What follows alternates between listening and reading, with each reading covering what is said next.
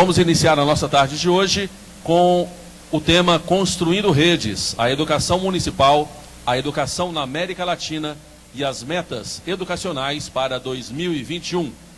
Para coordenar a mesa, convidamos a secretária de Comunicação da Undime, a professora Márcia Adriana de Carvalho, dirigente municipal de educação de São Francisco de Paula, Rio Grande do Sul.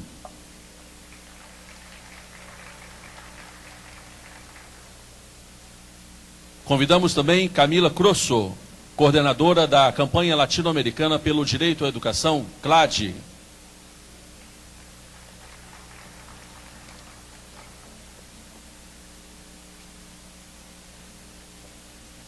Convidamos ainda o senhor Roberto Algarte, especialista da Organização dos Estados Ibero-Americanos para a Educação, a Ciência e a Cultura, OEI.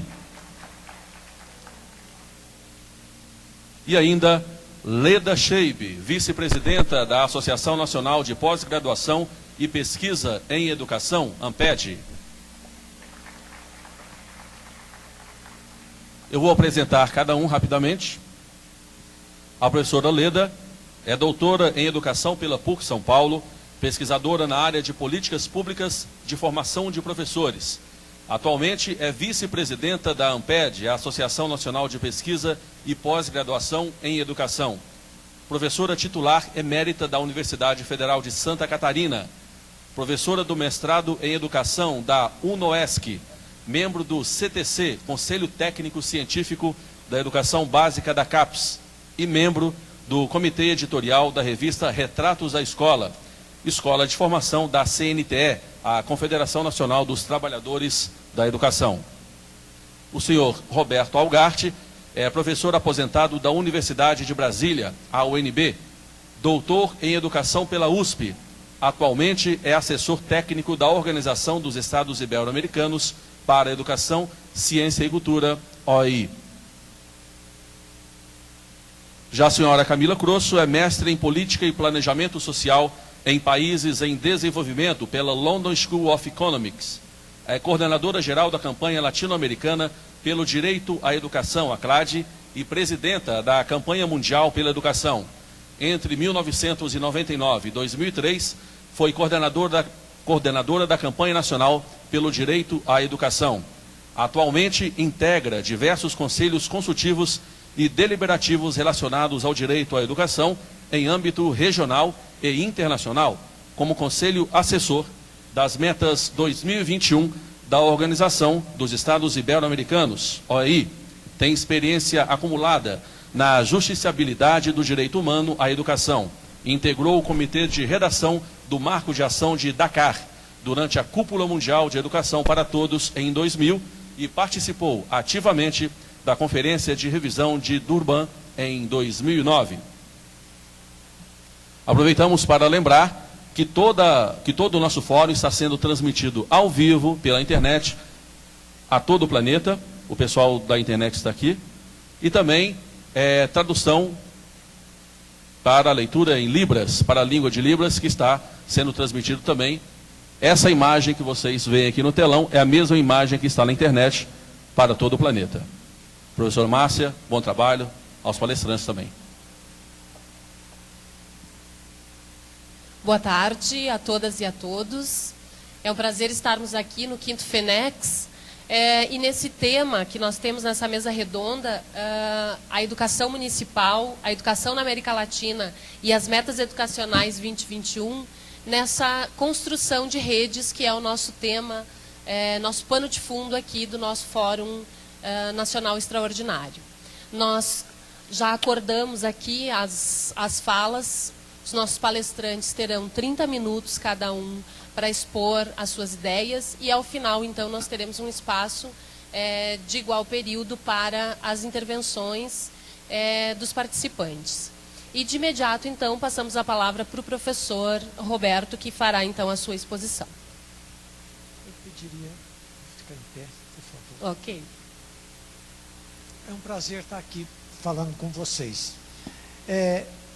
A minha fala vai ser bem rápida e eu tenho dois propósitos.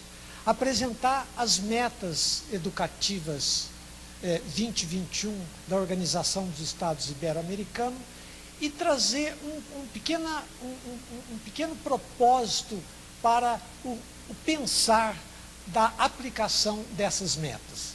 Então, vejamos, a OEI é um organismo internacional de caráter governamental para a cooperação entre os países ibero-americanos no campo da educação, da ciência, da cultura, da tecnologia. Essa organização foi criada pelos ministros da educação dos países da América Latina e do Caribe. Isso na década de 50 do século passado. Isso veio se avolumando e foi criada uma secretaria-geral e hoje nós temos a OEI que tem esses objetivos. Estimular práticas que promovam a universalização do direito à educação, a melhoria da qualidade, da equidade educativa. São os pontos que a gente discute isso em educação. A OEI converge, tem como propósito isso aí. O segundo, promover o aprofundamento da identidade cultural ibero-americana no reconhecimento de sua diversidade e reforçar a cooperação científico-tecnológica e a integração entre as áreas de educação, da ciência e da cultura. São 17 países que fazem parte da OEI: Colômbia, Brasil, Argentina, Peru, México, República de El Salvador, Paraguai, Nicarágua, Panamá, Equador, Chile, Honduras, República Dominicana, Costa Rica, Bolívia, Uruguai e Espanha, Madrid, onde é a Secretaria-Geral. Bom, como é que foram formuladas essas metas?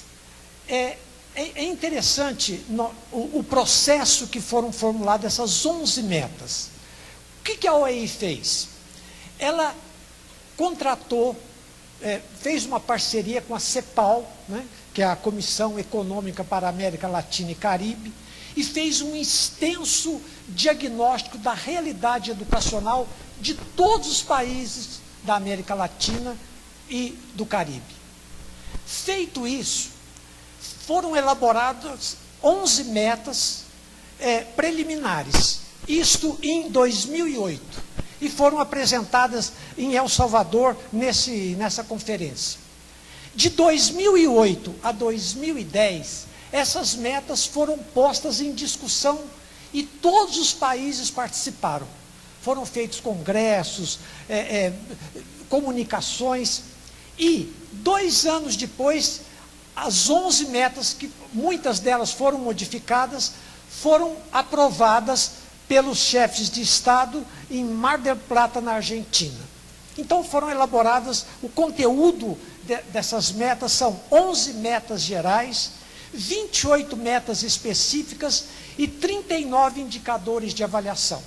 O que eu queria nesta apresentação para vocês dessas metas é mostrar esse pequeno diferencial.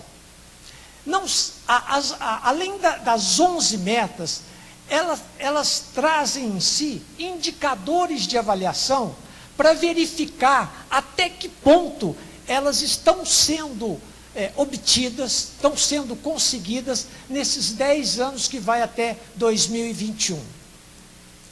Então, esses indicadores de avaliação são elementos quantitativos para verificar, durante o processo, como estão sendo obtidas essas metas. Isso é muito importante, porque senão fica aquele discurso bonito das metas, mas como avaliá-las? Como verificar se elas estão sendo implantadas e em que nível elas estão sendo implantadas? Porque nesses indicadores tem inclusive os níveis de espanhol, os níveis de logro, né? Os níveis de obtenção. Um outro diferencial dessas metas: como nós sabemos que na América Latina e na América Central nós temos países que não têm a condição econômico-financeira de fazer grandes mudanças, grandes implantações de muito que está nas metas, foi criado e já está em funcionamento esse Fundo Solidário, que é o quê? Que é um aporte de recursos de países que tem mais capacidade econômica contribuindo para esse fundo. E não apenas recursos públicos, tem também recursos privados que compõem esse fundo. Os fundamentos. Qual foi a matriz de pensamento que motivou, que orientou a construção dessas metas? As metas possuem um caráter essencialmente democrático e participativo, ressaltando a responsabilidade socioeconômica da educação. Por que esse essencialmente democrático? Porque nenhum país é obrigado a entrar, é obrigado a fazer parte da implantação dessas metas. Ele é democrático, é a adesão. Mas o que eu queria mostrar para vocês, que também é um pequeno diferencial, é essa matriz de pensamento que motivou essas 11 metas. A ideia que sustentou a elaboração, a discussão dessas metas foi a ideia de que desenvolvimento sustentável é uma simultaneidade entre economia e desenvolvimento humano. Você não faz desenvolvimento sustentável só com o romantismo do desenvolvimento humano. Nós já sabemos disso. Você precisa do elemento material do desenvolvimento, que é a economia, que é a produção, a produtividade, o comércio, enfim, tudo o que nós sabemos e que a todo instante a mídia coloca isso, sobretudo nesse momento de crise econômica no mundo inteiro. O que é o desenvolvimento humano? Qual é a ideia de desenvolvimento humano que gerou os...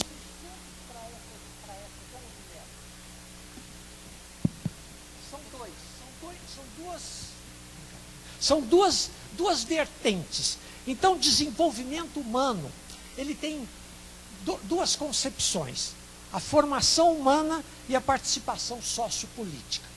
O que é a formação humana? E aqui tem muito da brilhante exposição de hoje de manhã. Para esse estudo, para o diagnóstico que foi feito, para os grupos que fizeram parte da composição e da idealização dessas metas, a formação humana, ela passa por 3 momentos. O momento da informação, o momento da conscientização e o momento da ação. Por que isto tem que ser destacado? Porque no mundo moderno, e aí que entra a questão da qualidade de educação que nós vamos ver aqui, o que está acontecendo? Nós estamos confundindo informação com conscientização. Então, muito dos nossos jovens passa da informação para a ação sem fazer que esta informação passe pelos seus valores, passe pelo seu espírito crítico.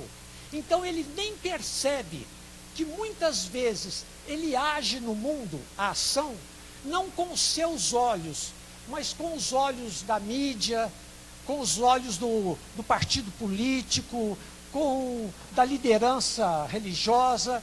Por quê? Porque o mundo da informação hoje, que está aí, a informação é acessível a todo mundo, ela precisa passar por os nossos valores. Nós precisamos criticar essa informação, porque ela já vem pronta. Ela já vem pronta. O processo de conscientização ou o processo de conhecimento, porque é aí que se dá o conhecimento, é o momento em que a família, a escola, atua para fazer com que a informação que está no livro, a informação que está na televisão, a informação que o professor está dando, tenha que passar sempre, invariavelmente, pelo processo crítico, pelos valores que eu acredito, para que eu não seja massa de manobra como ação no mundo, como ação concreta no mundo. Esta visão, essa simultaneidade também entre informação consciência e ação foi um dos pontos que deram destaque para os estudos na definição das 11 metas. Isso a OAI sempre levou em consideração. O que é a participação sociopolítica? É a noção de liberdade e a noção de envolvimento nas questões nacionais, nas questões comunitárias. Mas você só pode ter a noção, a ideia de liberdade e de participação se você realmente tiver um processo de conscientização. Se você, na realidade, a escola, o professor, conseguir fazer com que a informação seja um processo de conhecimento e não apenas de incorporação para a ação no mundo. Então, esses foram os princípios. Aí estão as metas, as 11 metas. Comprometer a sociedade com a educação. Ou seja, não é mais uma questão só do Estado, do governo, é uma questão da sociedade como um todo. Há coisas aqui bem óbvias, né? Educar na diversidade. A liberação, a extinção de qualquer preconceito dentro da escola. Ampliar a educação infantil. Essa é uma questão que também foi tratada aqui. Ampliar, atender de 0 a 5 anos o maior número de crianças de ano a ano. E também, isto é um outro aspecto que também foi discutido de manhã, dar o caráter educacional à educação infantil. Não para alfabetizar com 5 anos, mas para dar o sentido educacional do brinquedo, da brincadeira, do convívio das crianças. Isto faz parte dessa meta. Outra, melhorar a qualidade da educação e do currículo escolar. Esta é uma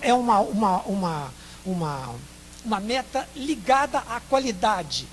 E esses 2 anos, essa meta 5, está sendo prioridade. Inclusive, eu estou trazendo para vocês que foi feito um documento que são os indicadores de qualidade das tecnologias da informação e da comunicação aplicadas à escola. E isto está disponível para qualquer um de vocês. Colocamos ontem, já está em português. Vocês vão encontrar na página da OAI, no lado direito, uma figurinha dessa daqui. E aqui está tudo. Lá está todo esse trabalho. Inclusive a metodologia para aplicar a avaliação de tecnologia da educação, da aplicação da tecnologia de informação e comunicação na educação. Esse foi o primeiro passo. Isso já foi feito, nós já aplicamos na Colômbia, na cidade de São Paulo, e estamos aplicando aqui em São Bernardo também. Favorecer a conexão entre educação e trabalho, né? Educação técnico-profissional, sem comentários. Fazer com que a escola se aproxime do setor produtivo. Se antes isso era alguma coisa que assustava as pessoas, hoje, na ideia de que desenvolvimento sustentável é algo simultâneo entre economia e desenvolvimento humano, nós temos que pensar num processo educacional que aproxime, que mostre o trabalho, que mostre o valor do trabalho na vida das pessoas, inclusive na educação, na condução da sua vida.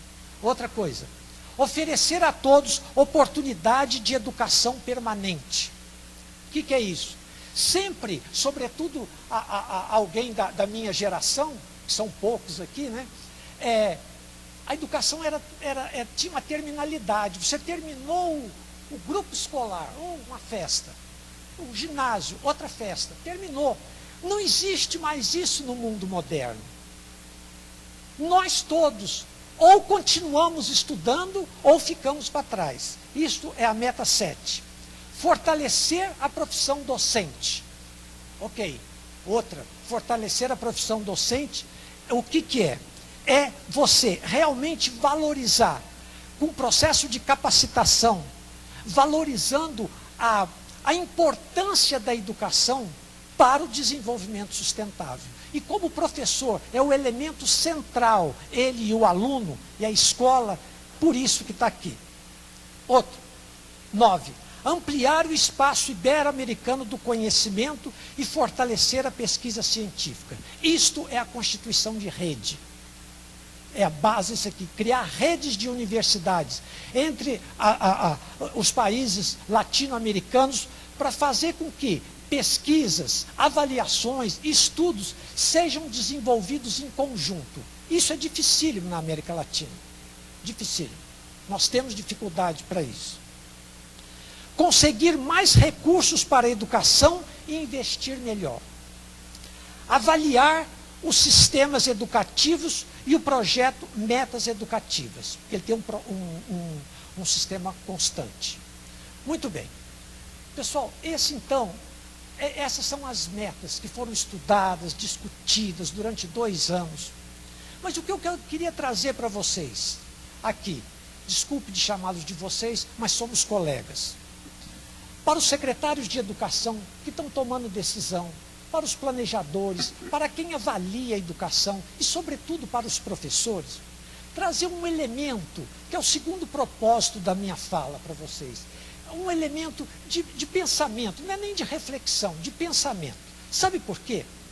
Porque essas metas foram aprovadas em 2010. Só que 10 anos antes delas, ou 12 anos considerando hoje, nós tivemos também alguma coisa muito importante, que é isso, os objetivos do milênio. Importante para o mundo todo. E a segunda meta dos objetivos do milênio, educação básica de qualidade para todos. Que esta meta sintetiza praticamente boa parte do que está nas 11 metas. Esta meta, que foi, foi elaborada pela ONU, né, através da Unesco, ela estava voltada para quê? Para a universalização do ensino. Por quê? Para a alfabetização dos países da África, alguns da Ásia. O Brasil, nesta época, em 2002, já estava com a universalização do ensino fundamental praticamente consolidada. Mas foram constatados 2 grandes problemas para o Brasil, desafios dos objetivos do milênio. Quais eram esses dois desafios? O primeiro, a baixa frequência de alunos do ensino básico nas regiões norte e nordeste do país. Segundo, baixa qualidade do ensino, ou seja, melhorar a qualidade do ensino. Porque nos outros aspectos, o Brasil já estava lá na frente, dando exemplo. Aliás, precisamos pegar aqui as metas, por exemplo, acabar com a fome e a miséria, o Brasil estava já na frente, igualdade entre sexo e valorização da mulher. Ainda não chegamos lá, mas melhoramos enormemente, vamos melhorar. Reduzir a mortalidade infantil, somos exemplos para o mundo. Combate à AIDS, exemplos no mundo, mas na educação, a valorização, o atendimento também é um exemplo, mas nós tínhamos esses 2 desafios pela frente.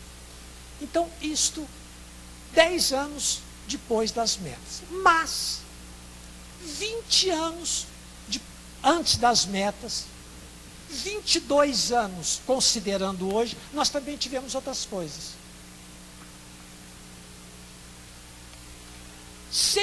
Mais de 150 países se reuniram na Tailândia, nessa cidade aqui, em 1990, para discutir o quê? Educação básica no mundo. Olha o que tem. Se você for pegar, ou é igual, ou é semelhante, mas com certeza tudo converge para o ponto da universalização e da melhoria da qualidade da educação básica. Isto há 22 anos atrás. 22 anos atrás. Aqui não há nenhum processo crítico. A única coisa que a gente quer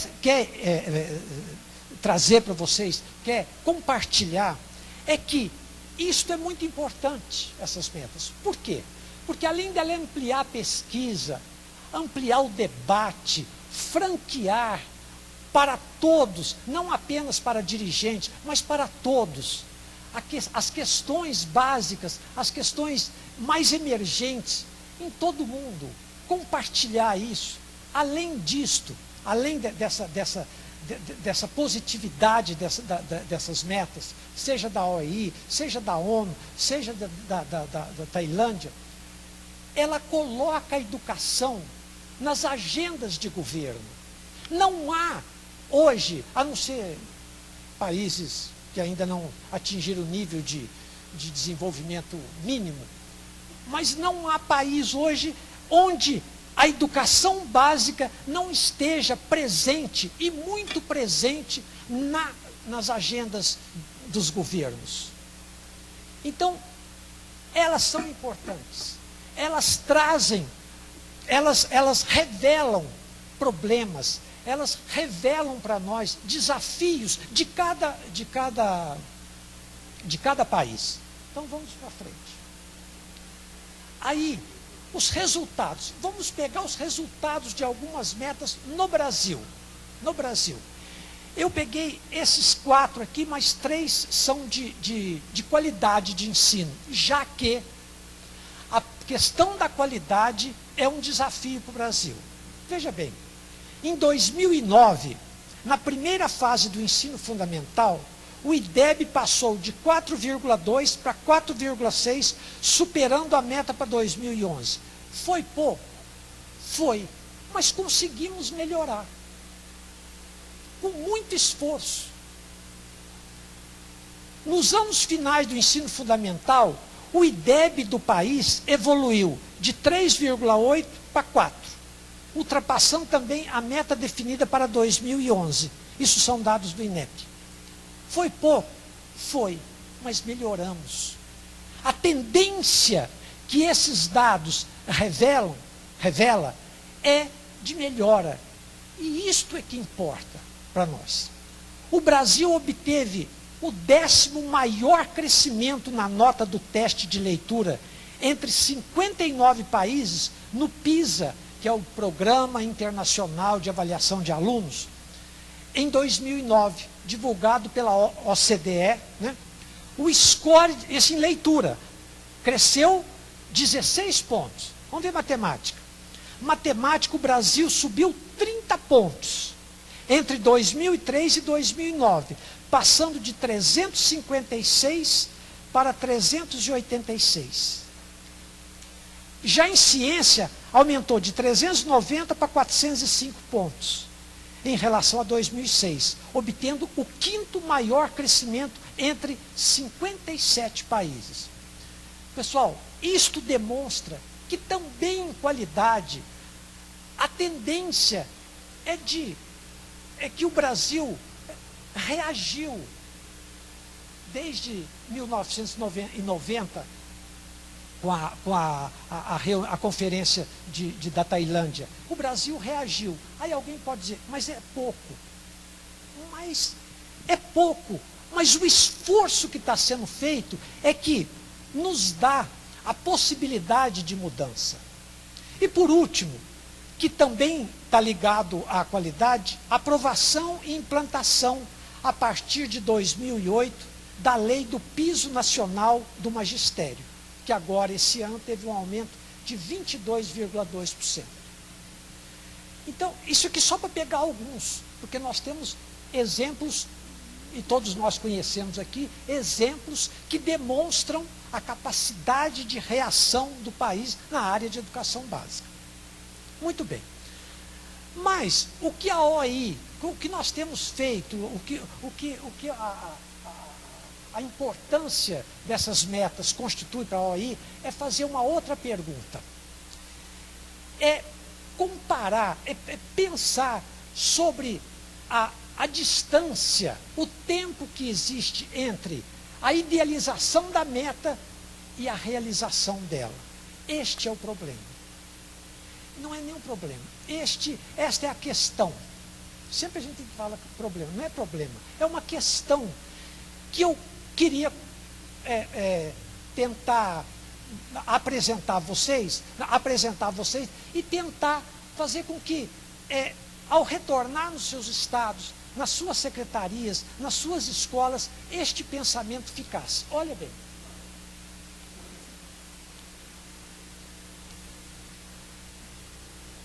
Aqui.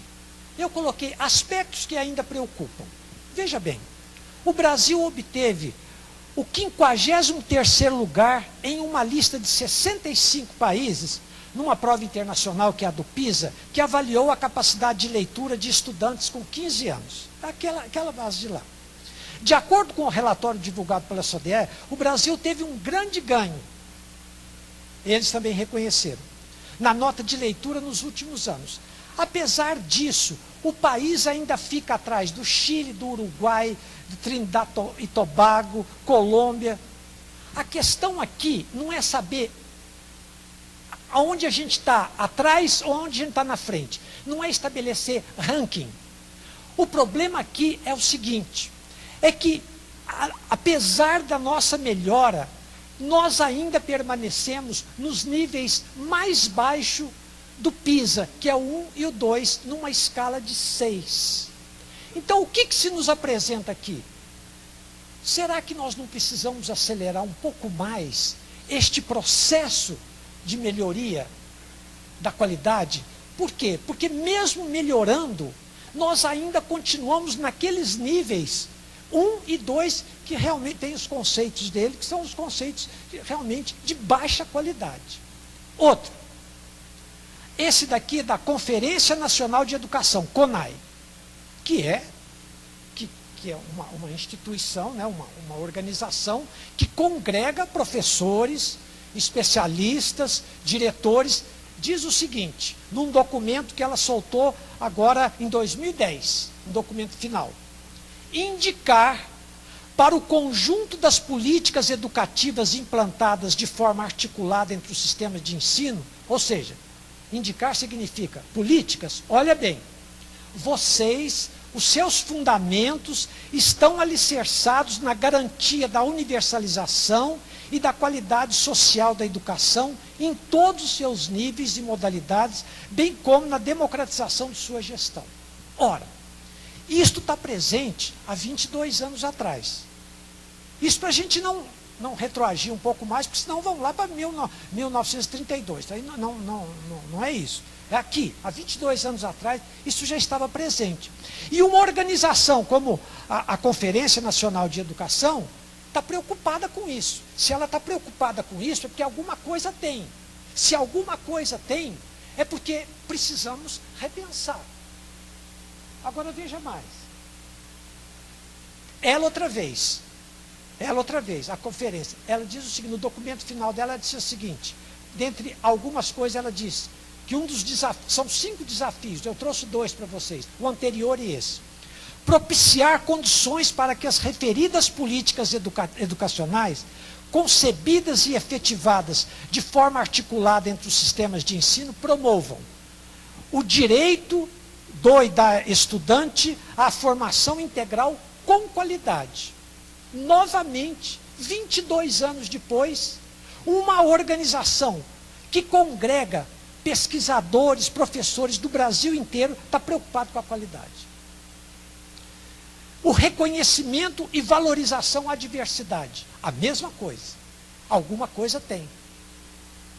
Então, se alguma coisa tem, é porque nós ainda não chegamos ao nível de que a diversidade seja uma coisa corriqueira entre nós. Não é. Porque senão não estava aqui. A definição de parâmetros e diretrizes para a qualificação dos e das profissionais da educação, o estabelecimento de condições salariais e profissionais adequadas e necessárias para o trabalho dos docentes e funcionários. Há 22 anos está aqui, valorização do professor.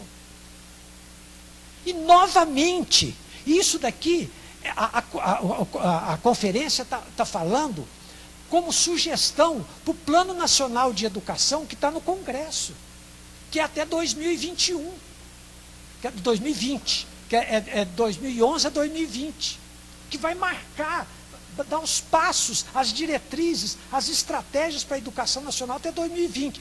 Isso aqui é uma sugestão para o PNE.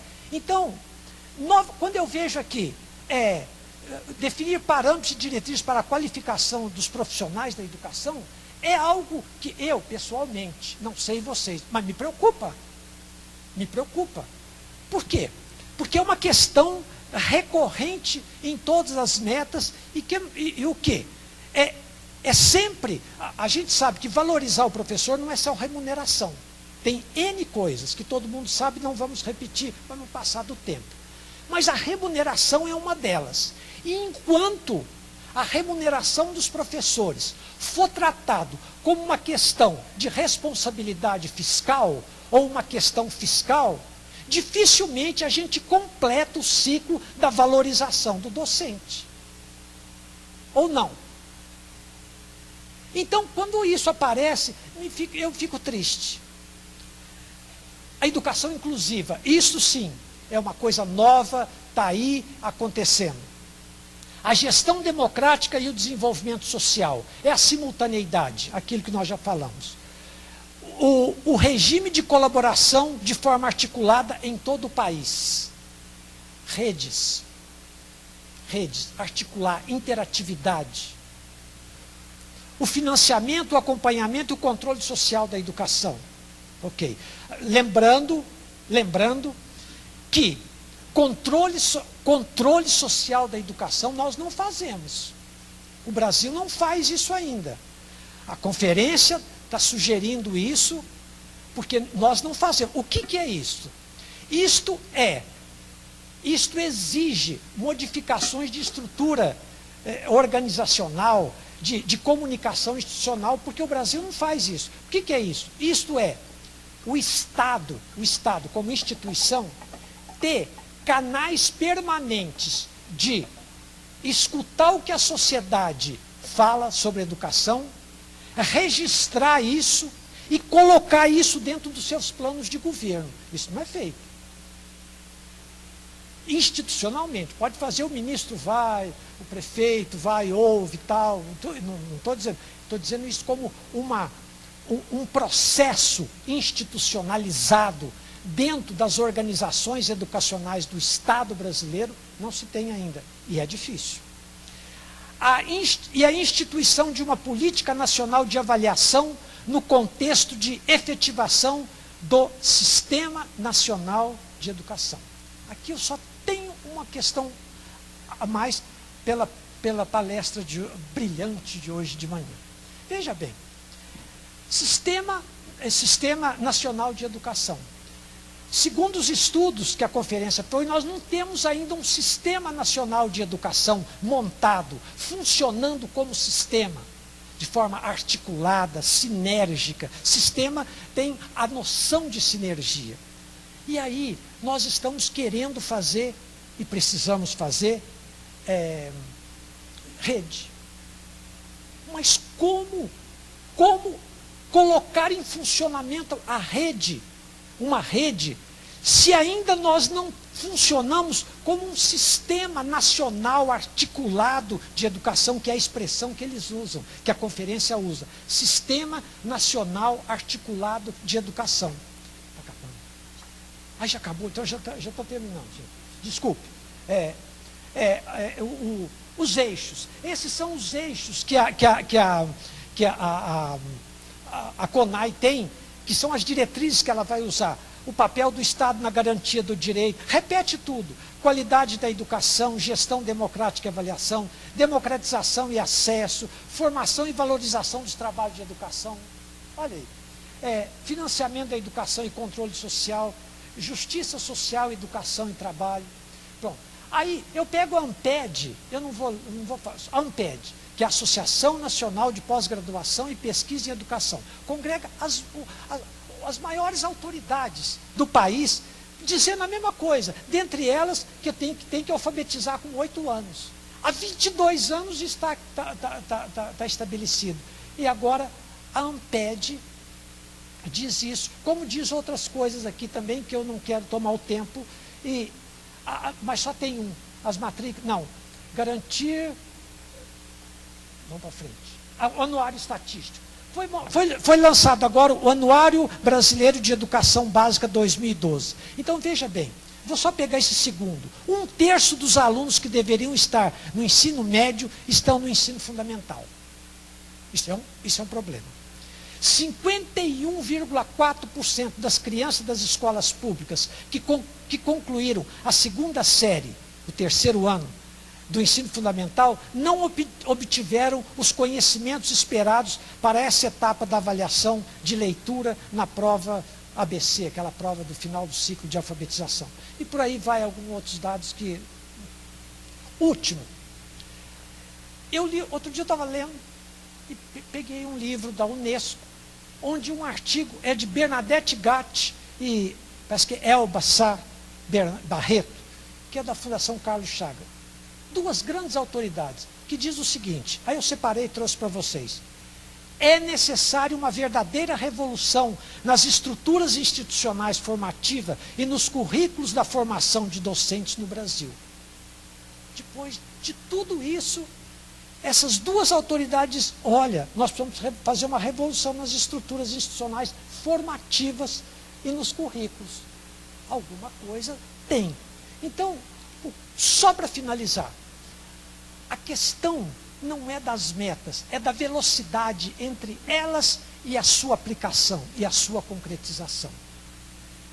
Eu quero me dirigir aos dirigentes, aos secretários de educação.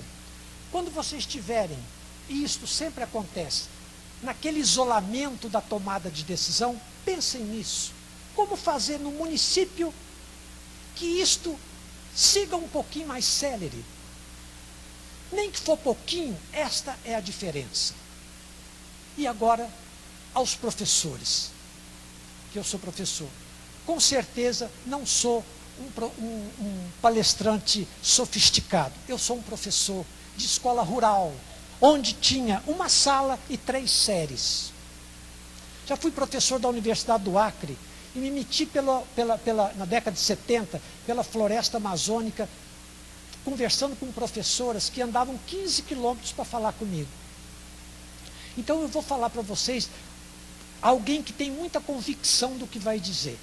Queria dizer para vocês que o porteiro da escola é muito importante. A merendeira é muito importante. O secretário da escola é muito importante. O diretor da escola é muito importante, até porque forma uma comunidade escolar.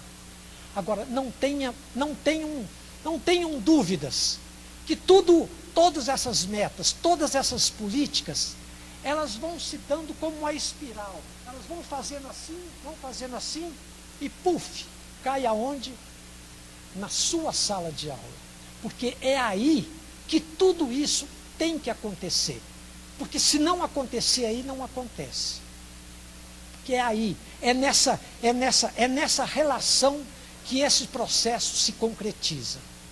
E antes de desejar sucesso aos professores, eu queria desejar uma outra coisa, que às vezes fica esquecido. Coragem. Sabe por quê? Muita coragem. Porque para fazer isto, para topar essa empreitada dentro da sua sala de aula, é preciso ter coragem, é preciso ser um pouco diferente. E para ser diferente, a gente precisa sempre ter um pouco de coragem. E é isso que eu desejo, assim, com muita sinceridade a todos vocês. Muito obrigado.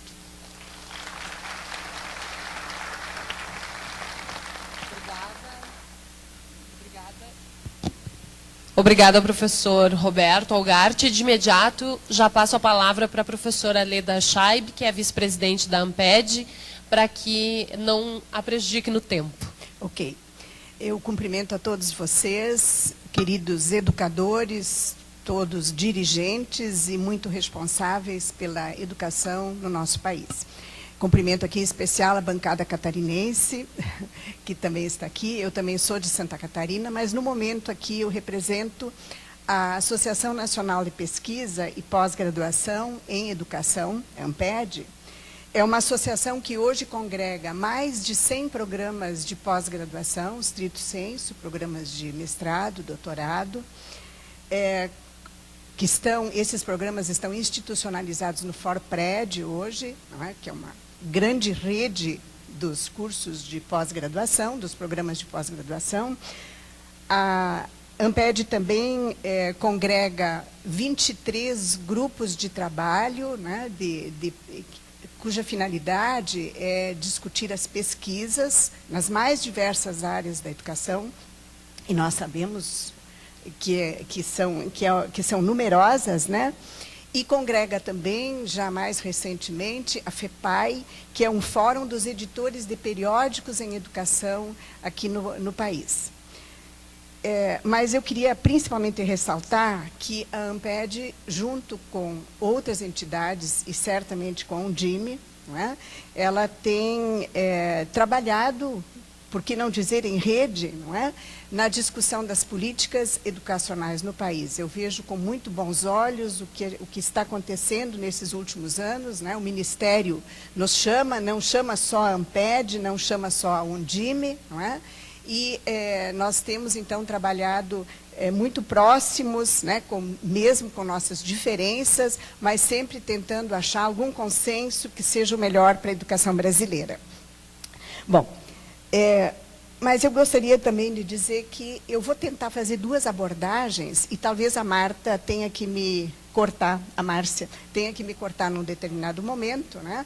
Eu vou tentar não alongar muito, mas são duas abordagens que têm a ver com a temática de construindo redes, né? A primeira seria o contexto da nova regulação das políticas educacionais no Brasil, né? E na América Latina, conforme a nossa mesa aqui. E o segundo ponto, já tratar do município frente às metas educacionais de 2021. Né? Mas também dizer que, como um pressuposto, eu penso que, e aqui eu trago, claro, as questões discutidas na nossa associação, que a construção de rede, ela é um processo que envolve sempre tensões. Né?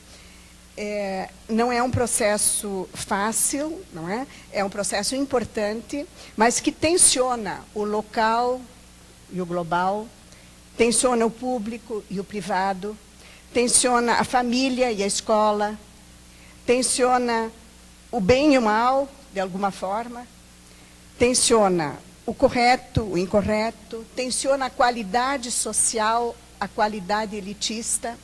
Então, quando se fala em redes, não é? Nós sabemos que elas entram sempre num processo de tensionamento, não é? Que é o que acontece na nossa sociedade, né? Um pouco do que eu vou falar, certamente complementa, né, muito do que a professora da manhã hoje já nos trouxe, a professora Viviane, não é? Com bastante brilhantismo e de uma forma muito solta, muito bonita, muito boa de escutar. Né? E também aqui o que o professor Roberto nos trouxe, e depois também com as complementações, né, da Camila. Né? Enquanto a questão do contexto e a nova regulação das políticas educacionais que nós estamos vivendo, eu acho que cabe referenciar que, desde os anos 90, particularmente, nós vivemos um ciclo de reformas nos sistemas educacionais. Ninguém desconhece, né? A partir de então, particularmente dessa década de 90, nós passamos a empregar a expressão, principalmente nos trabalhos acadêmicos, mas isso já se generalizou, a expressão de regulação das políticas educativas. não era uma palavra ou um termo que nós utilizássemos muito na década de 80 ou na década de 70. Né? É verdade que esse termo ele já existe há muito tempo, ele vinha sendo amplamente utilizado, sim, como conceito no âmbito da economia, no âmbito da sociologia, mas não empregávamos tanto esse termo de regulação na área das políticas educacionais. Né? É importante situar, porque eu acho que isso nos ajuda a compreender um pouco mais o contexto que a gente vive. Né? Com a privatização das empresas estatais, responsáveis por serviços prioritários, como, por exemplo, a energia elétrica, a telefonia, a comunicação, são criadas as agências de regulação no nosso país. Nós temos, inclusive, aqui a ABAR, que é a Associação Brasileira de Agências de Regulação, né? Com o objetivo, justamente, de controlar a oferta e o atendimento às demandas da população. A regulação na economia, vivida pela maioria dos países que tiveram seus estados reformulados, né, particularmente, volto aqui à década de 90, veio como um corolário do processo de globalização, no qual as dimensões de tempo e de espaço são geradoras de novas relações, resultando mesmo numa difícil articulação entre o local e o global. Trata-se, portanto, de um processo mais amplo de mudança econômica, de mudança política e cultural, a que o mundo assistiu nas últimas décadas e que tem forjado novas formas de gestão econômica e de controle social. Tanto é que a gente diz hoje que o local sem o global é um local arcaico, é um local ultrapassado. Não é? Então, esta tensão entre o local e o global, ela está muito presente nas políticas educacionais, né? Particularmente quando lembramos aqui a grande interferência que nós temos hoje nas nossas políticas educacionais por parte dos órgãos internacionais, né? Principalmente do Banco Mundial, né? Da própria ONU. Nós temos, então, o professor também já mostrou bastante essa questão das diversas redes que estão presentes nas discussões educacionais. Eu diria que, no âmbito da educação, nós não nos encontramos em face de um processo explícito de retirada do Estado da oferta educacional. Nós temos, sim, alguns indícios, né, nas nossas políticas. Por exemplo, o ProUni, que é hoje um grande programa das universidades, o programa Universidade para Todos, não é? Em que o Estado financia o atendimento público pela via privada, mantendo-se, no entanto, como regulador deste processo. E aí, a questão da regulação, não é? Mais recentemente, também, que ocupou bastante a discussão neste ano, agora, a questão do PROCAD, né, que também tem esse envolvimento, digamos, entre o público e o privado.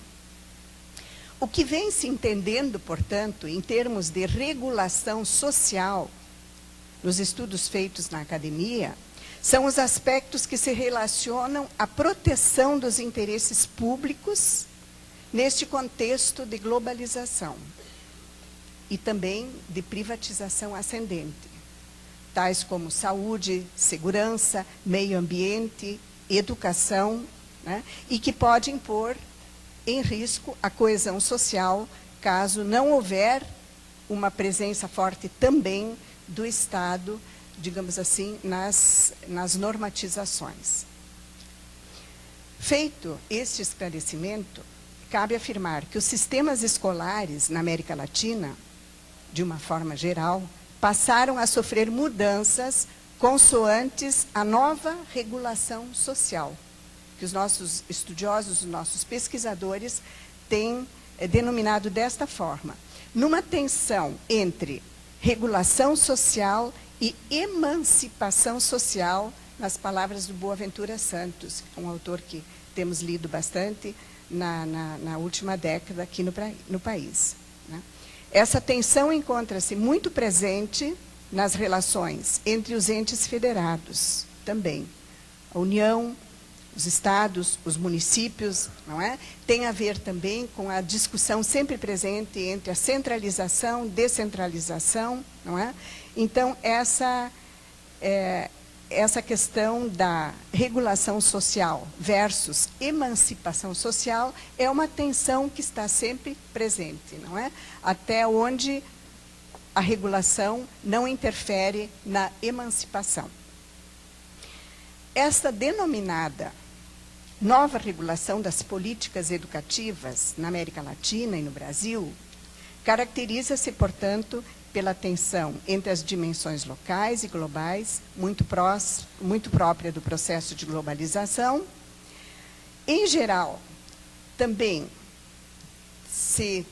tem-se um processo no qual se retira do Estado o seu papel de único executor dos serviços, né? Criando-se uma outra relação com o público. As noções de governabilidade, por exemplo, que também estão agora muito em voga, são as comissões de governança, não é?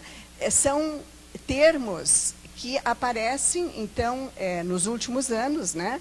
Que ficaram em alta com as pressões no sentido desta desterritorialização das instituições de poder, né? Então, acho que a compreensão de todo esse processo que nós estamos vivendo tem muito a ver com a globalização, né, cada vez maior do nosso planeta, né? Assim, as novas formas de gestão e financiamento da educação, que tiveram a sua emergência na década de 90, constituem medidas políticas e administrativas da nova regulação dos sistemas escolares. Passou-se a observar, no que diz respeito à política e administração escolar, uma certa generalização nos programas de reforma educacional, que focalizam principalmente na escola, comunidade do sistema, né, os grandes programas em âmbito nacional. Então, é mais ou menos geral, então, na América Latina, no Brasil, essa focalização na escola, comunidade do sistema, né? Por exemplo, um exemplo típico é, aqui no Brasil, o programa Dinheiro Direto na Escola, não é? Que focaliza, né, praticamente sem a mediação dos órgãos intermediários do sistema, o foco na escola. Isso não acontece só no Brasil, isso acontece na Argentina, acontece no Chile, não é? E em outros países latino-americanos. É uma tendência bastante forte, né, nesse contexto que nós vivemos. Tais iniciativas estão também associadas ao estímulo à administração por objetivos, ao incentivo à pedagogia de projetos, à cultura da eficiência e demonstração de resultados, né, como já todos sabemos, né, esta evolução das provas, né, e essa forte tendência que já falada hoje de manhã pela professora Viviane, né, de dar mais atenção aos resultados do que ao processo, o financiamento per capita no Brasil, no Chile, na Argentina, avaliação institucional e de desempenho e outros mecanismos de gestão escolares que acentuam a participação da comunidade, bem como a proliferação de conselhos com funções consultivas. Então, a gente tem um cenário, não é, que nos assemelha muito. E daria até para dizer que, embora nós tenhamos diferenças com os outros países latino-americanos, diferenças na nossa história, diferenças culturais, né, nós podemos dizer que, nesse momento, observam-se mais semelhanças que diferenças entre os contextos nacionais da América Latina. no que se refere à realidade educacional.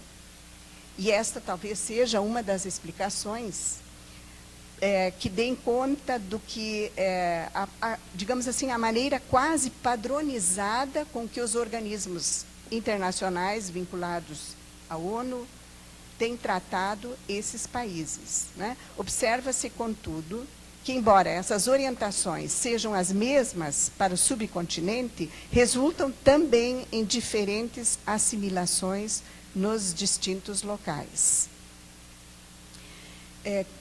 Eu gostaria de ressalvar aqui que, contraditoriamente, nós vivemos um momento também de desqualificação, ou um processo de desqualificação e desvalorização docente, quando as reformas tendem a retirar dos professores a autonomia entendida como condição de participar mais fortemente da concepção e da organização de seu trabalho.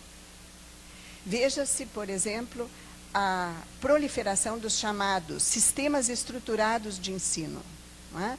São assim chamados esses sistemas que são vendidos a muitas prefeituras, são vendidas às escolas privadas, não é? E que trazem todo o currículo já definido, não é? Com material escolar e didático previamente já estruturado, não é? Eu acho que é importante a gente fazer uma análise, não é? Não é aqui isso é bom, não é bom, fazer uma análise ampla, não é? Para que possamos observar o que é necessário superar, né? Por exemplo, os professores, por um lado, eles se veem hoje muito envolvidos por uma cultura, por uma ideologia, vamos colocar aqui como uma ideologia, que cultiva e valoriza a diferença, a transdisciplinaridade, o trabalho coletivo, o desenvolvimento de competências, habilidades e outras coisas. Por outro lado, esses professores são contratados por meio de contratos individuais de trabalho para lecionarem disciplinas específicas, não é? E remunerados por hora-aula de 50 minutos, formação aligeirada, embora se tenha a indicação de que todos os professores devam ser formados pelo ensino superior. Ao mesmo tempo, nós vivemos todo um processo até de desqualificação do ensino superior, não é? E muitas vezes de banalização do ensino superior. Vejam, são tensões que estão presentes. Por um lado, se exige mais do professor, por outro lado, se retira, né, a possibilidade dele atender a essas questões, que levam, portanto, ao que a gente pode chamar hoje de desvalorização do trabalho docente, quando queremos, sim, valorizá-lo. Enfim, a educação na América Latina apresenta um cenário em que, muitas vezes, a democratização da educação, que está em todas as metas, o professor colocou muito bem, tá? Mas, ao mesmo tempo, nós temos uma massificação do ensino. Às vezes, muito mais é uma massificação, em que a política educacional, muitas vezes, é tomada como uma política social compensatória, né? Portanto, temos que estar atentos a essas questões para superá-las, né? E aí, eu tento abreviar essa segunda parte aqui, que tem a ver com a questão do município, as metas educacionais para 2021, né? Fazendo apenas uma menção, nós temos hoje uma nova, relativamente nova, uma secretaria de articulação com sistemas de ensino no Ministério de Educação, a SASE, né? Que tem entre suas atribuições apoiar os diferentes entes federativos na elaboração, na adequação, no acompanhamento e na avaliação democrática dos planos municipais de educação. Eu acho que é importante frisar essa questão, porque me parece que essa é uma das possibilidades, das melhores possibilidades que nós temos de reverter determinadas questões no nosso país, né?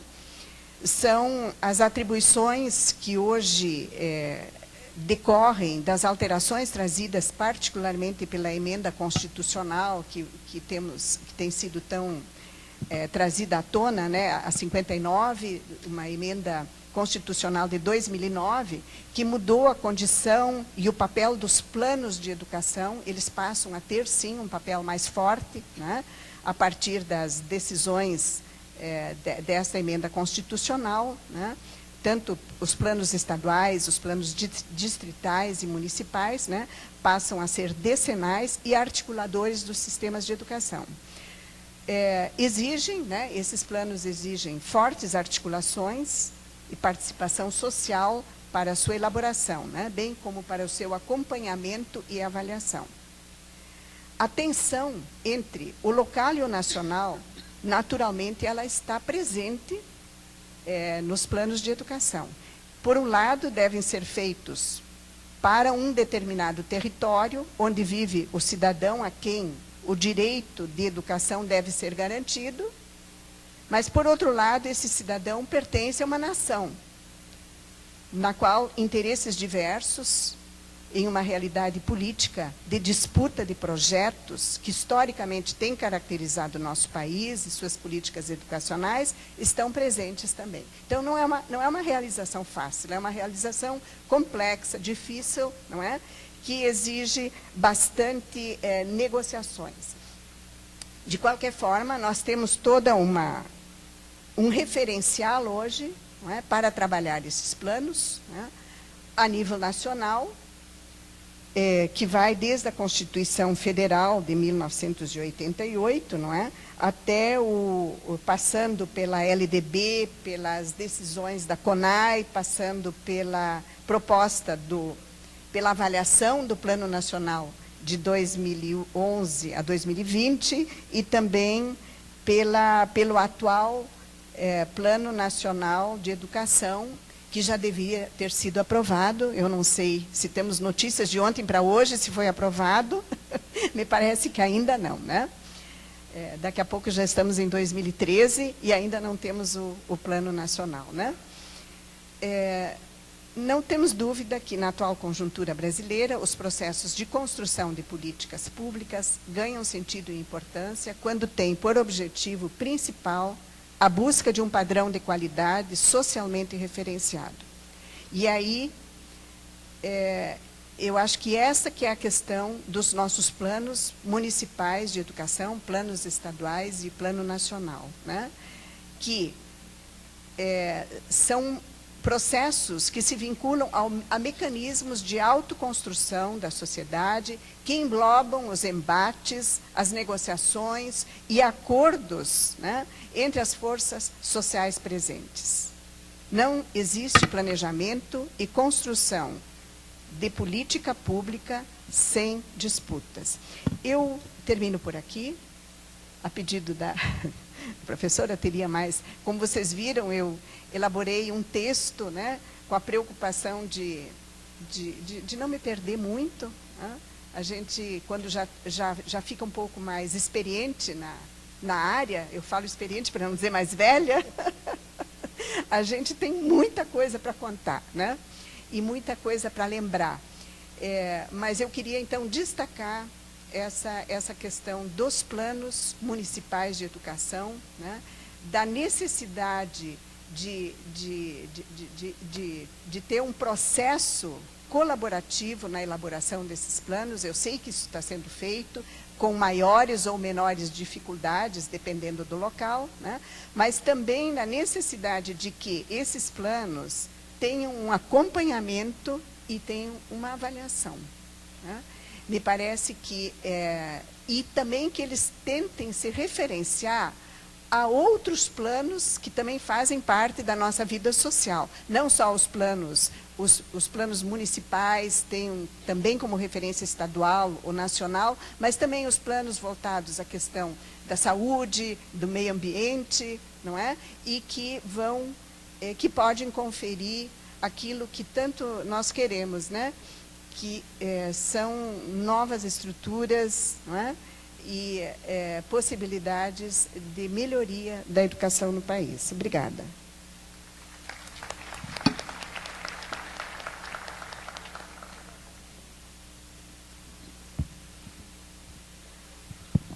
Obrigada pela colaboração, professora Leda, vice-presidenta da AMPED. E de imediato eu passo então a palavra para Camila Croso, que é a coordenadora geral da campanha latino-americana pelo direito à educação, a CLAD.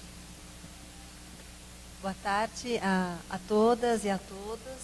É um grande prazer estar com vocês nesse momento. Gostaria de agradecer o convite que foi feito pela Undime. De fato, é uma honra, né, e parabéns pela realização desse 5º Fórum Extraordinário. Eu gostaria de começar, eu vou contar um pouquinho da estrutura da minha fala, o que é que eu gostaria de compartilhar com vocês hoje.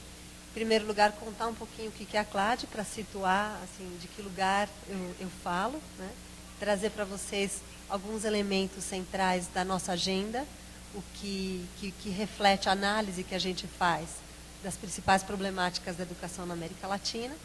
E, na sequência, então, compartilhar com vocês qual foi o processo de diálogo que a CLAD e um conjunto de redes de América Latina, como é que foi esse diálogo com a Organização dos Estados Ibero-Americanos em torno ao processo Metas 2021, quais foram as recomendações que fizemos, como é que está esse processo, como é que está o processo hoje, né, que é tocado adiante, digamos assim, pela OEI, mas que também conta com um conselho assessor. E terminar a fala também trazendo para vocês 2 outros processos internacionais que estão nesse momento acontecendo, que eu considero relevantes para pautar aqui nesse debate com vocês. Então, a CLAD, Campanha Latino-Americana pelo Direito à Educação, é uma articulação plural de organizações da sociedade civil, que inclui ONGs, que inclui sindicatos de professores, trabalhadores da educação, que inclui movimentos sociais. A CLAD tem articulação com fóruns nacionais de educação. No caso do Brasil, é com a Campanha Nacional pelo Direito à Educação, a nossa associada aqui no Brasil. Temos, semelhante com a campanha nacional, outros fóruns em 15 outros países de América Latina. Também temos associações com redes regionais. Para além da CLAD, existem várias outras redes regionais de América Latina que se relacionam com a CLAD, que são sócias da CLAD, e também com algumas ONGs internacionais. Essa é, digamos, quem compõe a CLAD. A agenda política da CLAD, ela se resume a 2 grandes eixos, vamos dizer assim, né? O primeiro deles é a afirmação da educação como um direito humano. No entender da CLAD, esse é um conceito em disputa, de fato, a educação como direito humano ou não. Muitas vezes ela é tratada muito mais como um serviço do que como um direito, como algo de mercado. Então, a mercantilização do direito é uma tendência que tem nos preocupado crescentemente. Então, afirmar a educação como um direito nos parece uma pauta fundamental. O segundo grande eixo é o fortalecimento da democracia ativa e participativa. No nosso entender, a luta pelo direito humano à educação só se faz possível em um contexto de democracia ativa e participativa. Nos preocupa nesse sentido uma tendência que a gente percebe em América Latina e mundo, que é a criminalização dos movimentos sociais, dos atores políticos, dos sujeitos que lutam, dos ativistas, das ativistas. Então, essa luta por esse fortalecimento, por uma gestão democrática, pelo fortalecimento do conceito de público, nos parece fundamental, lado a lado, a luta concreta pelo direito humano à educação. Nesse eixo de direito humano à educação, vou pincelar para vocês o que nós estamos priorizando na nossa agenda política. Então, em primeiro lugar, a luta pela não discriminação na educação.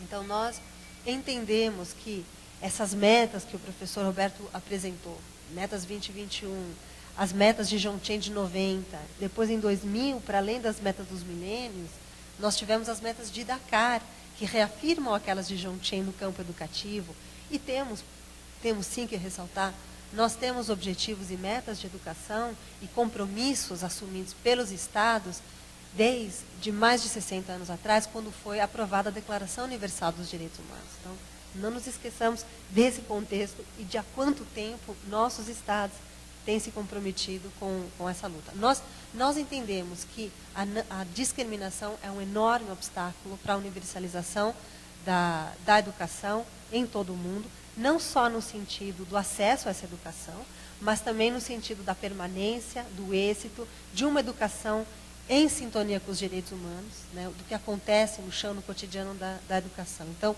para a CLAD, a luta pela não discriminação, seja no acesso, seja no cotidiano da escola, é uma questão fundamental. É uma questão fundamental para que não aconteça discriminação dentro da sala de aula e, evidentemente, nosso entendimento da escola como espaço transformador, promovendo, portanto, a não discriminação para além da escola, ou seja, a escola como um espaço transformador. Um outro eixo central da CLAD é a questão do financiamento, né? Nós entendemos não apenas, nós procuramos fazer uma análise não apenas da necessidade de qual é o recurso que os estados devem colocar na educação para garantir esse direito, mas também procuramos olhar quais são os obstáculos que impedem, para além, digamos assim, do orçamento educativo. Ou seja, questões como a macroeconomia, o contexto macroeconômico, o contexto de dívida externa e da prioridade que os vários países dão nesse sentido, como, por exemplo, como é que anda o sistema tributário. Então, nós procuramos ter uma visão mais holística de quais são os obstáculos que estão impedindo, de fato, um financiamento adequado que realize o direito humano à educação na sua plenitude. Uma outra forte agenda política da CLAD diz respeito a algumas faixas etárias, vamos dizer assim, que sentimos ficam de fora, ou que ficam à margem das políticas públicas, como, por exemplo, em muitos casos, né, é a questão da EJA, né, assim como em muitos casos, em muitas situações, em muitos países, é o caso da educação infantil. Nesse momento, a nível internacional, a educação infantil começa a ter uma visibilidade e começa a ocupar um espaço maior na agenda política. No entanto, é fundamental que se faça uma disputa de sentidos nesse campo da primeira infância, porque o que se discute muitas vezes, ou uma das tendências que prepondera, é um entendimento de que é importante a primeira infância porque ela rende mais.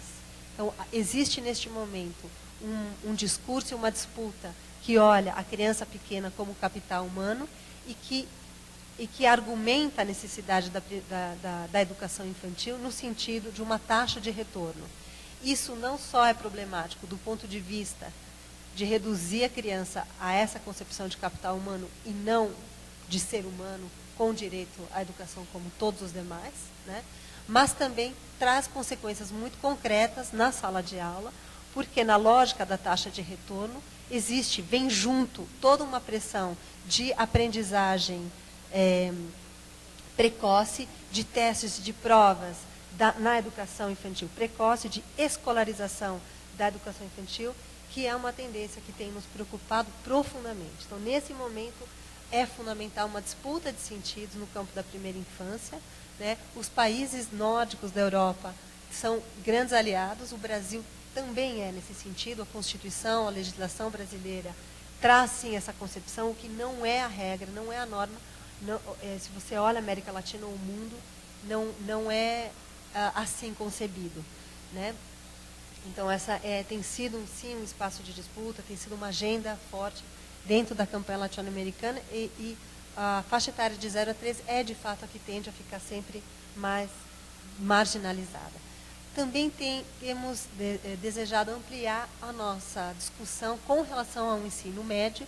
Na América Latina, nesse momento, nós temos que mais da metade dos jovens não completam o ensino médio, ao mesmo tempo que temos uma tendência, na maioria dos países de América Latina, de tornar obrigatória o ensino médio, né? Existe essa tendência. Então, uma preocupação fundamental de se estar perguntando que educação secundária é essa, né? Que ensino médio é esse, né? Por que é que os jovens não completam o ensino médio, por que eles abandonam, que escola é essa, que educação é essa, em que medida dialogam ou não com esses jovens. Enfim, é uma pauta que nos parece fundamental para aprofundar. Então, em linhas gerais, muito gerais, essa é a agenda política, ou parte da agenda política da campanha da CLAD, da Campanha Latino-Americana pelo Direito à Educação.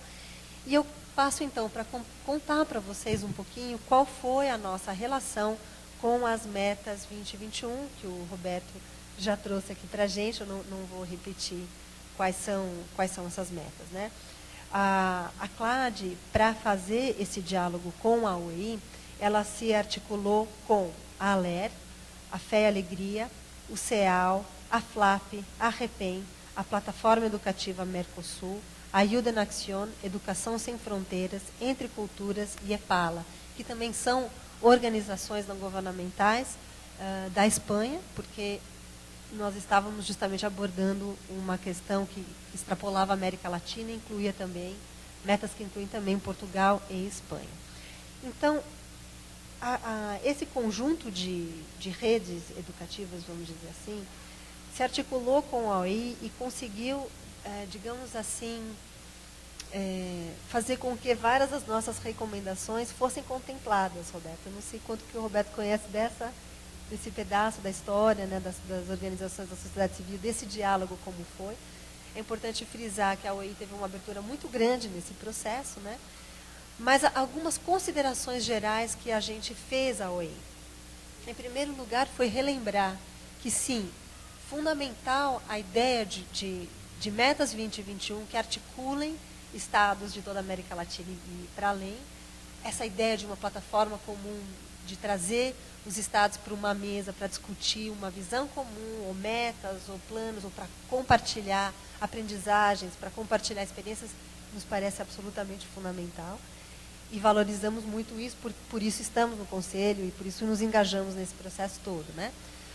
Por outro lado, não esquecer dos acordos que os estados vêm firmando desde a Declaração Universal dos Direitos Humanos. Quer dizer, existe todo um conjunto de instrumentos de direitos humanos que já estão firmados, que foram aprofundados, por exemplo, em 66, no Pacto dos Direitos Econômicos, Sociais e Culturais, e outros instrumentos que derivam disso, que eu vou mencionar, por exemplo, as observações gerais 11 e 13 do Comitê DESC, vale muito a pena serem conhecidos por todos nós, porque detalham a interpretação dos artigos do direito à educação nesses instrumentos internacionais. Então, é fundamental que a gente possa trazer, não esquecer esse conjunto de instrumentos, né, de direitos humanos, que foram frutos de muitos debates, de muitas negociações, de muitos consensos, de muitas tensões, como a professora Leda justamente traz aqui, que são frutos desse processo de negociação. E que esses compromissos que os estados assumem são compromissos que têm que ser respondidos no âmbito imediato. As metas são fundamentais como instrumentos de planejamento, mas nós também temos que sempre recordar os compromissos que nós precisamos responder em tempo presente. Então, também sempre cuidar dessa tensão, como também fala a professora Leda, entre compromissos no plano presente e as metas que nos ajudam a ordenar e a planejar para o futuro. Uma outra recomendação geral que esse conjunto de redes, a CLAD, trouxe para o debate das metas 2021 foi também se referenciando nesses instrumentos de direitos humanos, lembrando ou procurando, vamos dizer assim, debater o sentido de qualidade, né? Então, sempre frisando que, por exemplo, o Comitê DESC lembra que o direito humano à educação ele se cumpre quando 4 dimensões desse direito se cumprem, que são a acessibilidade, a disponibilidade desse direito, ou seja, a educação, as escolas, os centros educativos, todos os insumos ali presentes, todo o corpo de recursos humanos, os professores, os trabalhadores de educação, deve haver uma disponibilidade, em primeiríssimo lugar. Em segundo lugar, deve haver acesso, acessibilidade. Isso tanto em termos geográficos quanto em termos econômicos, né? A gratuidade da educação é um princípio aprovado desde a aprovação da Declaração Universal de Direitos Humanos, mas que em muitos países, inclusive da nossa região latino-americana, continua sendo um enorme desafio. Né? Existe ainda muitos pagamentos, se cobra para a educação, de forma direta ou indireta. Né? Então, a questão da acessibilidade. A questão a dimensão da aceitabilidade do direito à educação, no sentido de uma educação que seja condizente, consoante, em linha com todos os direitos humanos, que seja não discriminatória, que seja relevante, pertinente. E, por último, a quarta dimensão, que é a adaptabilidade da educação. Em que sentido? No sentido da não estandarização das escolas, no sentido, e dos seus alunos, no sentido de reconhecer a pluralidade dos sujeitos da comunidade educativa e de promover escolas, de promover uma educação capaz de responder a essa diversidade e essa pluralidade, e não ao contrário, que, como a professora Leda mencionou, é uma tendência à homogeneização, toda essa temática das provas estándares, das provas homogêneas, que de fato terminam fazendo com que o currículo se padronize, que faz com que o que os professores tenham que ensinar também se padronize, ou seja, essa tendência que vem nos preocupando muito. Então, foi uma segunda recomendação geral que esse conjunto de redes trouxe às metas.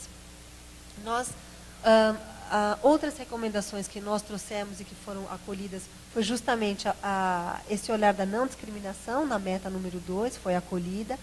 A ampliação de olhar a educação infantil desde os 0 anos, então 0 a 3 anos no início não estava contemplado nas metas e passou a ser contemplado, que nos pareceu fundamental. E a ampliação de olhar não só o ensino médio, que na América Latina nós falamos em educação secundária baixa e alta, ou o primeiro ciclo da educação média, que corresponde ao Fundamental 2 no Brasil, né, e ao ensino médio, que seria a segundo ciclo da educação secundária na América Latina. O que aqui chamamos de ensino médio tinha ficado de fora no primeiro momento e passou a ser contemplado. Né? Então, o que nos parece interessante foi, de fato, que essa possibilidade de estar ampliando o conceito, de estar trazendo a dimensão da não discriminação. E agora, o Conselho Assessor de Metas, das Metas 2021, eu queria trazer para vocês quais são os debates, ou alguns dos debates que esse Conselho vem fazendo no acompanhamento das metas e que nos parece ser um espaço fundamental de intercâmbio e interlocução, esse Conselho Assessor. Um deles, um primeiro elemento fundamental que o Conselho Assessor traz é a importância de dados desagregados. Né?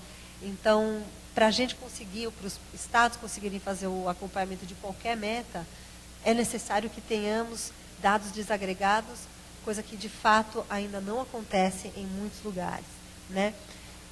Um segundo elemento é sempre estar trazendo à tona, ou estar incentivando esse olhar das 4 dimensões do direito humano à educação, aquelas que eu acabo de mencionar, que não tem uma relação nem hierárquica e nem temporal, elas precisam ser tratadas e precisam de resposta às 4 concomitantemente.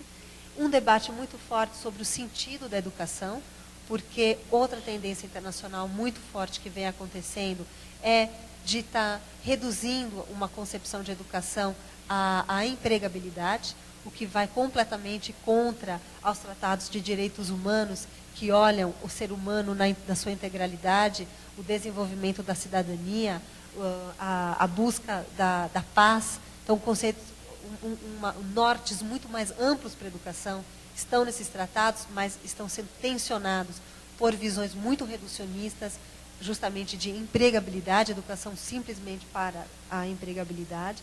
E, finalmente, o Conselho Assessor vem trazendo um debate, vem pautando um debate muito grande com relação à avaliação, com relação às provas estandarizadas que acontecem em toda a América Latina, que tem nos preocupado profundamente, porque justamente reduzem o currículo, reduzem o sentido da educação, desvalorizam profundamente os trabalhadores em educação, porque impedem que eles tenham justamente essa autonomia, essa criatividade que deve ser absolutamente característica e é inerente ao seu trabalho.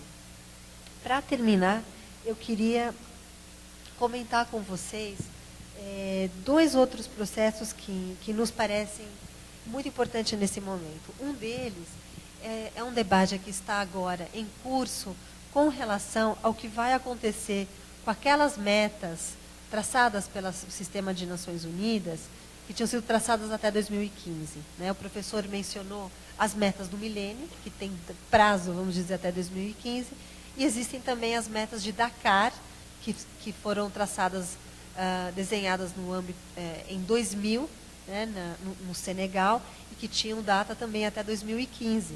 Elas são uma continuação das metas de Jomtien, que o professor Roberto trouxe, uma conferência de educação que aconteceu em 90.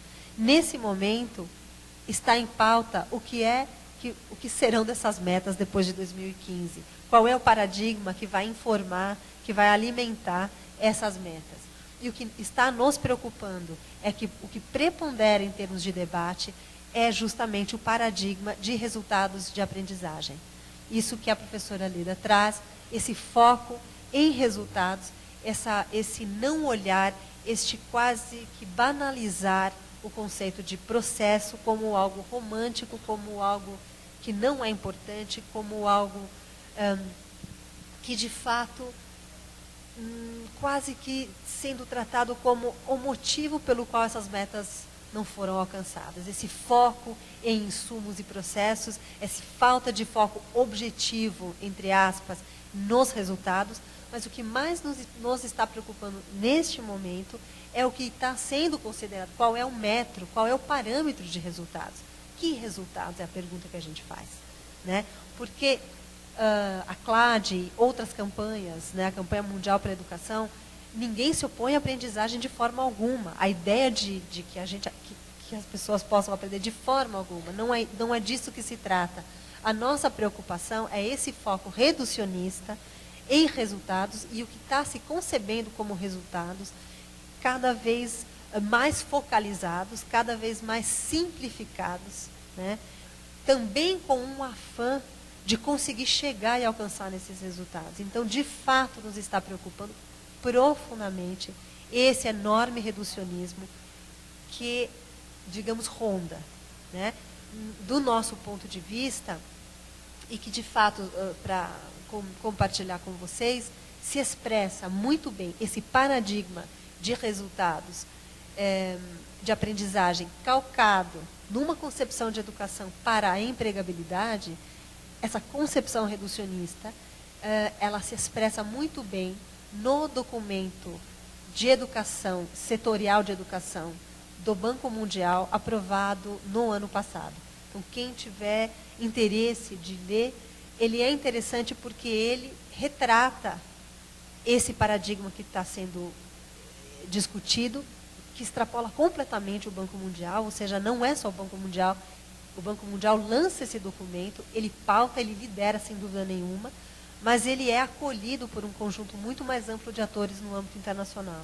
E ele reflete, ele condensa, ele de fato é um espelho desse paradigma que nos está preocupando. Então, achamos que desde a América Latina, que é um continente que faz uma disputa em âmbito internacional, que tensiona, que traz outras tendências, que traz muito mais visões de direitos humanos. Quando nós vamos em conferências internacionais, a América Latina, tanto os estados como a sociedade civil, de maneira geral, é a que tensiona, é a que pauta, é a que empurra, é a que resiste, é a que procura sugerir, propor outros paradigmas. Nos parece que este momento é um momento fundamental para que a gente possa estar fazendo essa disputa. É importante que a gente saiba, né, que esse momento é o momento. Né? Vai chegando mais perto de 2015 e essas coisas já vão bastante mais definidas e mais difícil de mudar.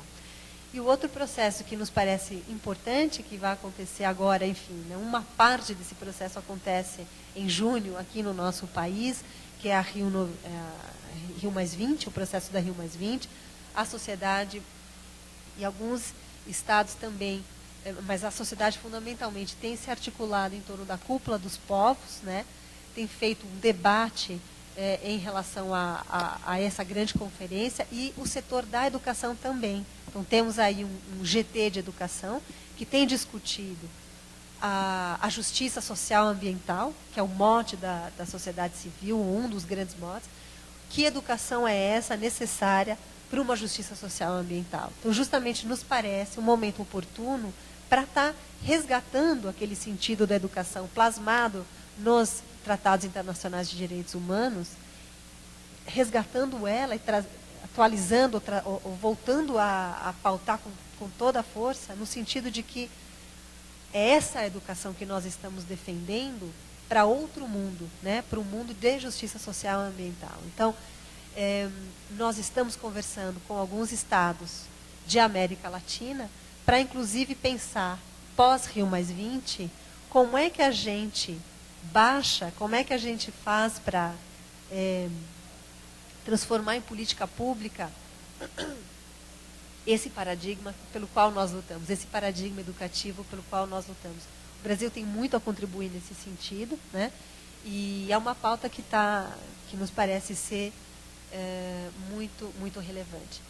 Para finalizar, eu gostaria de dizer que a CLAD tem procurado fazer e aprofundar um debate na rede sobre o território, né? Então, como é que a gente pode estar trazendo para uma unidade territorial, como é que a gente pode estar georreferenciando, como é que a gente consegue discutir essas questões macro que eu trago de agenda política, mas muito mais relacionadas ao território. Essa é uma pauta que está iniciando na campanha latino-americana pelo direito à educação, que nós queremos aprofundar, e nos parece, então, fundamental esse diálogo com os dirigentes municipais. De fato, de verdade, é uma honra poder estar aqui conversando com vocês. A CLAD tem um desejo muito grande de estar podendo compartilhar outras experiências, né? Estar conhecendo também em outros países de América Latina as experiências locais, as experiências municipais, e estar pensando de que forma é que nós podemos estar promovendo um maior intercâmbio, uma maior aprendizagem entre essas experiências locais. Nós achamos que é um debate que faz falta, de maneira geral. A tendência é falar sempre mais em âmbito nacional, e nós temos muito interesse e muito desejo de estar podendo descer mais esse olhar, compreender mais o território, o que acontece, de fato, nesse âmbito tão fundamental. Então, eu queria agradecer mais uma vez a possibilidade de estar aqui com vocês, parabenizar todo o trabalho que vocês fazem, e gostaria de apresentar o site da CLAD para que vocês possam depois fazer uma visita, conhecer o que mais nós fazemos, né, que evidentemente não foi possível, né, a gente falar tudo aqui. O site está em 3 línguas, ou quando você abre ele vai cair no espanhol. Não sei se você pode descer um pouquinho só para apresentar o resto, né? Então, a gente tem os destaques, depois mais para baixo algumas iniciativas, como vocês, né, todos nós, como todos podemos entrar em ação, são convites e várias formas de estar contribuindo, né? Vocês navegando também na barra de cima conseguem conhecer um pouco mais da nossa agenda política, as notícias, o que todos os nossos fóruns, os fóruns nacionais de educação, as redes regionais, o que elas fazem, isso vai aparecer em notícias ali. Todas as publicações da CLAD, inclusive as colaborações, as metas 2021, vocês podem encontrar em publicações. Então, eu fico por aqui, agradeço mais uma vez e vamos ao debate. Obrigada, Camila.